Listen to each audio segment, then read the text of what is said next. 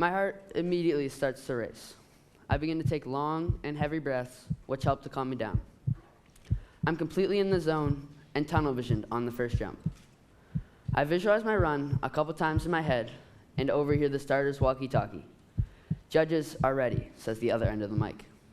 Then the starter says, "Bib 1801, Hunter Henderson, on course."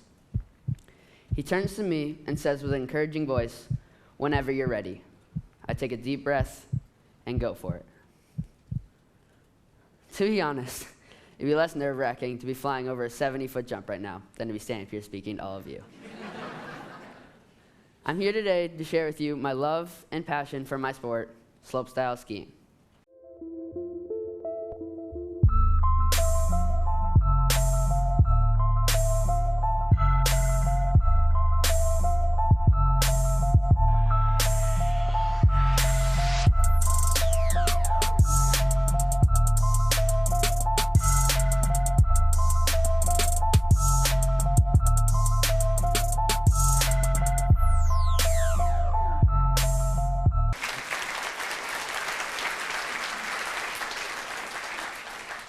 Everyone is always asking me if I'm going to the Olympics. Well, just like any other kid and any other sport, I have big aspirations, and I like to dream big. So yes, I'm doing everything I can to reach my goal. The Olympics has been my dream ever since I first watched my first Olympics in 2010. Lucky for me, slopestyle skiing became an Olympic sport in 2014. There are 4 important things I have going for me. I started skiing at a young age, my training program, great coaching, and the support of my family and friends. I started skiing when I was 2 years old, and I feel that starting young has given me a competitive advantage. My first national event was in Steamboat, Colorado, and I qualified for aerials when I was 9. I was the youngest competitor at the event, and I ended up winning my age group. I also competed at the USASA Nationals that same year.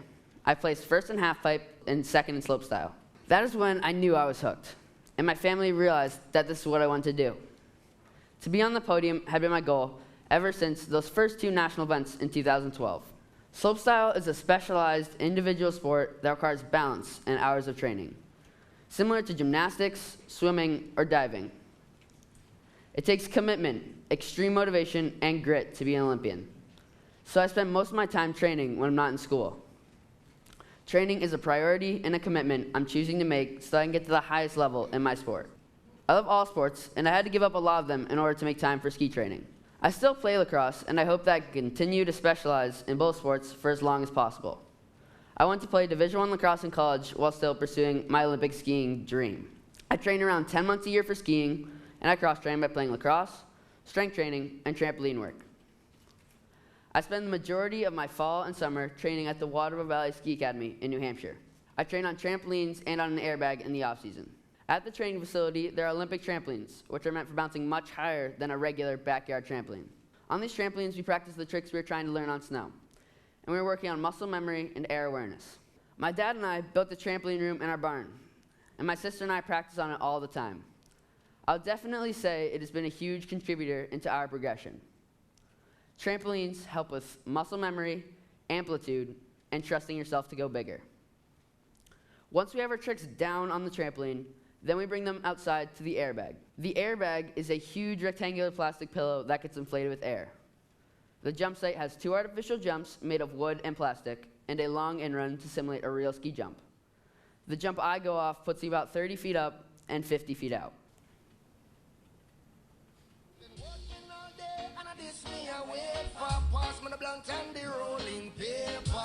Me I go get I like a bird, I like a skyscraper. Me tell you this, Friday evening and this me I pray for. Pass me the blunt and the rolling paper.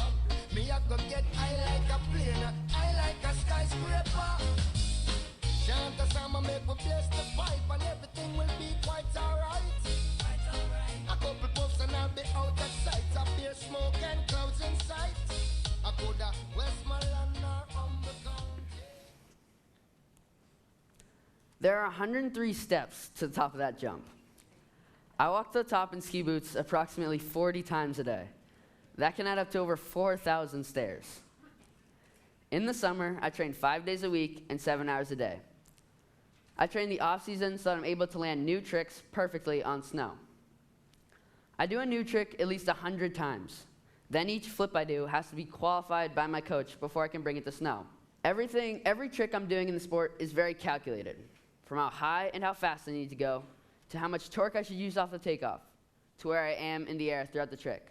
I'm thinking about all these things during a trick so that I can land on my feet every time. We train on the trampolines and on the airbag so that our tricks are clean and consistent when it comes time for competition. The idea is that enough repetition in a controlled environment will help your body build muscle memory. I also learned how to fall correctly. I know it sounds odd, but it's actually a big component of what I need to do when I'm plummeting to the ground from 30 feet in the air. Because if you fall the wrong way, the outcome could be much worse than it could be if you fall the right way. When I realize that I'm not going to land a trick on my feet, I do everything I possibly can to prevent large impact, such as flailing in some way to slow down the rotation, bracing myself for impact, or rolling over my shoulder. Falling correctly is something I've been coaching for a long time. What a lot of people don't understand, including my parents, is that everything I'm doing in this sport is well thought out. I find that slopestyle skiing should not be considered an extreme sport because there's not a lot of extreme going on. There's a learning progression to each trick, and it's almost impossible to skip steps along the way. Coaching is a big part of being safe and progressing in this sport. Here's a picture of me when I was 7, getting coached by Nick and Susie Preston. Nick is considered the godfather of freestyle skiing. He was also Hannah Kearney's coach, who won a gold medal at the 2010 Vancouver Winter Olympics. I've been fortunate enough to have had amazing coaches throughout my entire career. My current coach is Dan Shuffleton at the Water Valley Academy. He's the big guy on the left, receiving the 2014 Coach of the Year award. He's one of the best coaches in the country, and he emphasizes development and progression. This past winter, I wasn't allowed to do double flips on snow. Shuff thought I needed to weigh more and be stronger so that I'd reduce my risk of injury.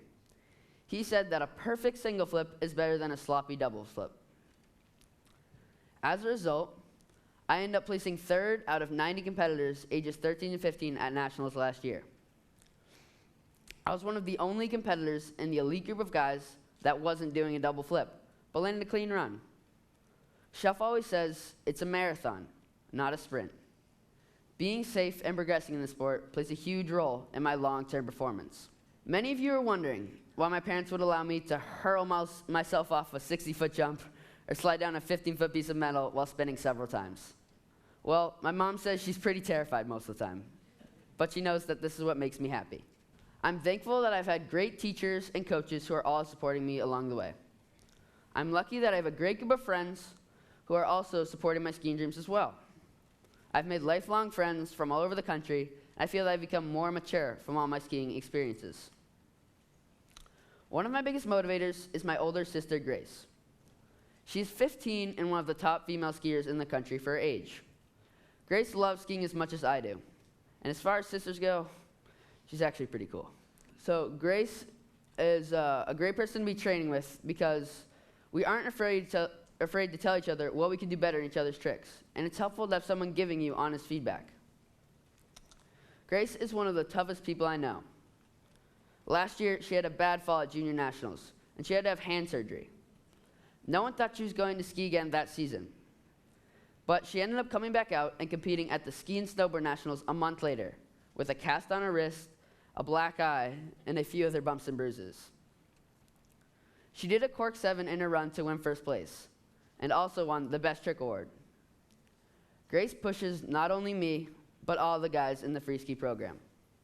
I'm really proud of my sister when she does well or lands a new trick.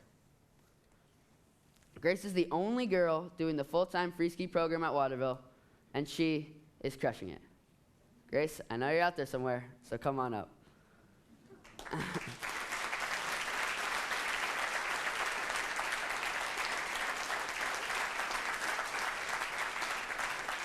All of this would be completely impossible without the support of our parents. Our parents have always supported us in whatever our interest has been. They get up early to drive us to competitions and stand in the freezing cold on the side of the trail for hours to watch us compete. The support of my family means a lot to me. I'm thankful that I found some great sponsors along the way, which I want to include as my friends, because without them, it makes my dreams less likely.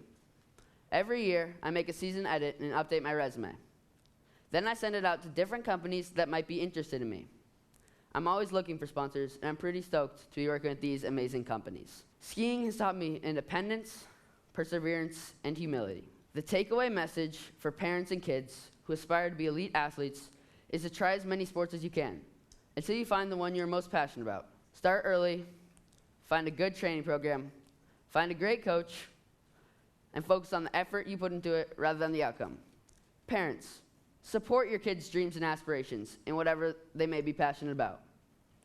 You never know where it might take them, including a TEDx talk. Remember, all sports are a journey, and you should enjoy the ride wherever it takes you. Thank you.